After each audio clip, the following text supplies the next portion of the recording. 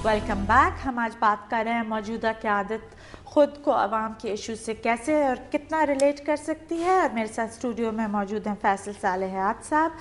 फैसल, मैं आपसे ये पूछूंगी कि एक तो हमारी हर हुकूमत को एड मांगने की ज़रूरत होती है, और जब भी वो एड मांगते हैं तो बहुत ज़्यादा फिर उनको बेइज्जती भी सहनी पड़ती है। इस दफ़ा जो हिलरी क्लिंटन साहिबा आई तो उन्होंने ख़ुद बताया कि आप हमसे एड तो मांगते हैं और हमारे तो रेशियो जो है टैक्स पेयर्स का वो 40% है और आपका है 12%, तो हम अपने 40% टैक्स पेयर्स का पैसा आपको क्यों दें? तो आप इस पे क्या कहेंगे? सर्टनली देखें ना हम। और हाँ, एक और बात मैं वाज़े करूँ आपको यहाँ पे, और दैट इज़ कि 78% of our parliamentarians don't pay tax. मुझे आई डोंट नो ये फिगर कहाँ से है, बिकॉज मुझे तो इसका इल्म नहीं है। मैं तो कम से कम टैक्स पे करता हूँ जहाँ तक मुझे अपना पता है। मैं भी करती हूँ जी, हम एग्रीकल्चरल टैक्स पे जी, एग्रीकल्चर भी टैक्स पे करता हूँ मैं इनकम टैक्स भी पे करता हूँ। तो मुझे बाकियों का तो मुझे इल्म नहीं है जी। हर एक की अपनी अपनी एक होती सूरत हाल होती है अपना जी। अब जहाँ तक हिलरी क्लिंटन की बात है ना ये, तो मैं उनकी बात से मैं हट के बात करूँगा, क्योंकि आप देखिए यूएस का जो सिस्टम है हम उसका मुकाबला नहीं कर सकते, ना मुआवजा कर सकते अपना। वहाँ पे एक ह्यूज उनकी एक इकोनॉमिक बेस है, एक मैन्युफैक्चरिंग एक मुल्क है, एक वहाँ पे उनकी इकॉनमी जो है हमसे कोई 1000 गुना बड़ी इकॉनमी उनकी है। टैक्स नेटवर्क को ज़रूर बढ़ाना चाहिए जी, और ये काम है हमारे इकोनॉमिक मैनेजर्स का। लेकिन हमारे इकोनॉमिक मैनेजर्स पिछले इतने सालों से अगर हम देखें तो they have not been from Pakistan as such, because देखें ना इसहाक डार साहब जो हैं वो भी उनका सब कुछ बाहर था, फिर शौकत अजीज़ साहब का भी बाहर था, अब जो शौकत तरीन साहब हैं इनसे ज़्यादा आई थिंक डिसएसोसिएटेड फ्रॉम रियलिटी तो मैंने कोई शख्स नहीं देखा, बिकॉज इनकी बिहेवियर इज़ लाइक मेरी एंटोनेट जो इनकी आती हैं एग्जैक्टली प्रिसाइसली आयला, मेरी यही तो मेरी बात जो कर रहा हूँ पिछले आपके प्रोग्राम में इतने अरसे से कि एक जमहूरी हुकूमत अगर अपने आप को डिस्कनेक्ट कर ले अवाम के साथ, टोटली डिस्कनेक्ट कर ले, और सबसे इंपॉर्टेंट काम किया जी पीपल्स पार्टी के लिए अहम काम क्या था जी, उनका नारा, उनका वादा रोटी कपड़ा मकान का। और रोटी कपड़ा मकान के लिए जो फाइनेंस मिनिस्ट्री है वो कलीदी मिनिस्ट्री है, एक की मिनिस्ट्री है उसके लिए। अगर वहाँ पे आप एक टेक्नोक्रेट को लगा दें, वहाँ लगा देंगे जिसको जो मतलब है without due respect to Shaukat Tarin, अच्छे बैंकर होंगे, ठीक है, लेकिन अगर आपने उनको कभी मालूम है जी कि मियाँ वाली में जाके ईसा खेल में जाके देखें कि वहाँ पे क्या भाव है दाल चने का, क्या भाव है, कश्मीर में जाके देखें जाके जी, या नौशकी में जाके देख लें, या नौशेरा फिरोज में जाके देखें, मैं उनको ही डजंट नो दैट।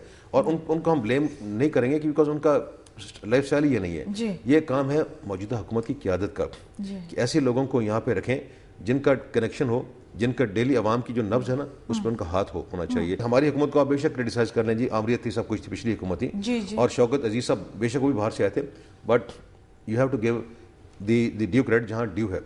हमने IMF के चंगल से हमने छुटकारा हासिल कर लिया था। आज पिछले 20 माह में 11.3 बिलियन US सिर्फ IMF का एडिशनल पैसा पाकिस्तान ने कर्जे के तौर पे लिया जो हमने वापस करना है। आज दुनिया का फेयर जो है वो हमारी क़यादत में नहीं है, और उसकी सबसे बड़ी मिसाल आपको दूंगा, फ्रेंड्स ऑफ पाकिस्तानी जो फोरम बना है, democratic forum, last year Tokyo में $5.7 बिलियन कमिट हुए थे, उसमें से अभी तक 1 सेंट भी पाकिस्तान नहीं आया। और इसलिए नहीं आया क्योंकि इन ममालिक को खदशा है कि हम जो पैसा देंगे वो स्विस बैंक अकाउंट में चला जाएगा या वो ज़ाया हो जाएगा। फैसल, फ्रेंड्स की बात हो रही है तो मैं आपसे ये पूछूंगी कि पीपल फ्रेंडली गवर्नमेंट कब आएगी?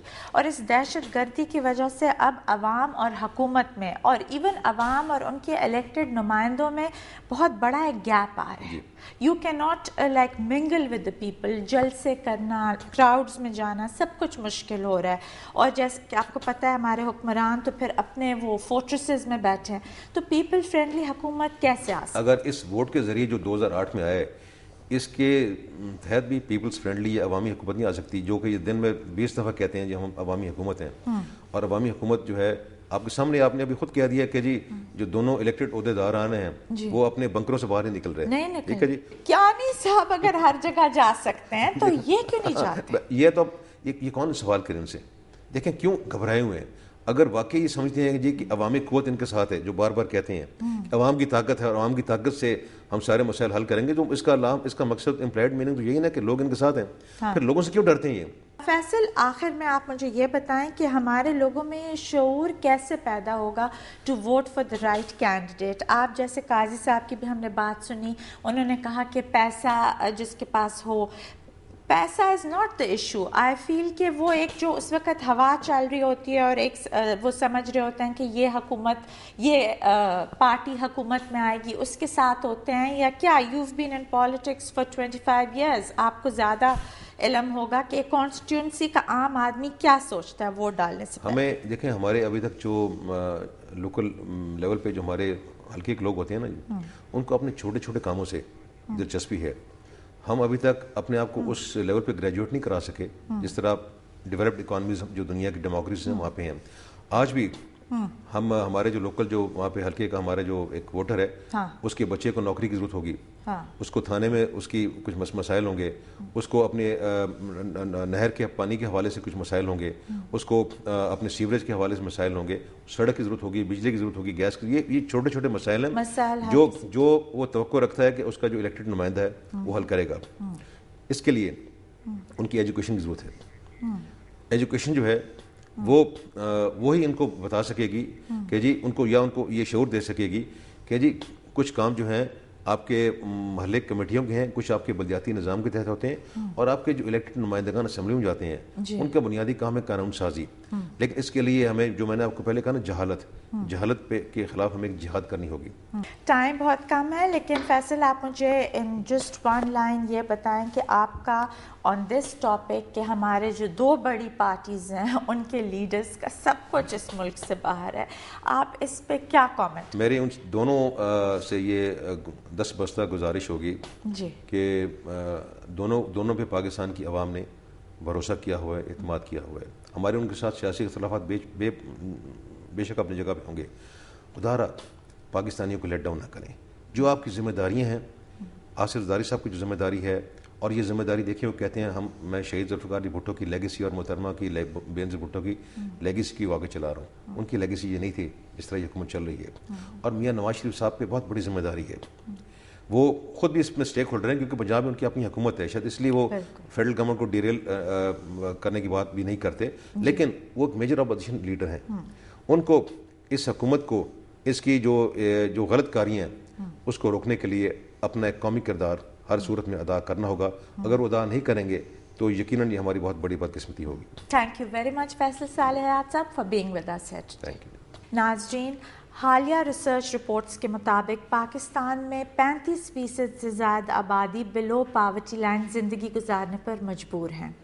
16% عوام بنیادی خوراک سے بھی محروم ہیں، لیکن ہماری پارلیمنٹ کے 78% ارکان انکم ٹیکس سے ایگزیمپٹڈ قرار دیے گئے ہیں، جس کی وجہ سے مڈل اور غریب عوام کو 76% انڈائریکٹ ٹیکس دینا پڑتا ہے.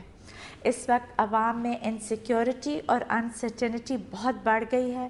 والدین چاہے وہ امیر ہو یا غریب اپنے بچوں کو تعلیمی اداروں میں بھیجتے ہوئے شدید خوف کا شکار ہے. دفاتر، پبلک پلیسز، ہر جگہ کہیں بھی انسانی جان محفوظ نہیں ہے. اس دہشت گردی کے ٹراما کے علاوہ عوام کو مہنگائی، بے روزگاری، آئے دن بڑھتی ہوئی بجلی اور گیس کی قیمتوں میں اضافے نے بھی پریشان کیا ہے. اس لیے یہ کہنا بالکل درست ہوگا کہ ہمارے یہ قائدین عوام کے ان مسائل کو کیسے جان سکتے ہیں جن کی دولت اور ان کی اولاد دونوں فارن کنٹریز میں ایک سیکیور انوائرمنٹ میں ہوں. اللہ ان کو ہدایت دے. اس کے ساتھ مجھے اور میری ٹیم کو اجازت دیجیے. Take care. اللہ حافظ.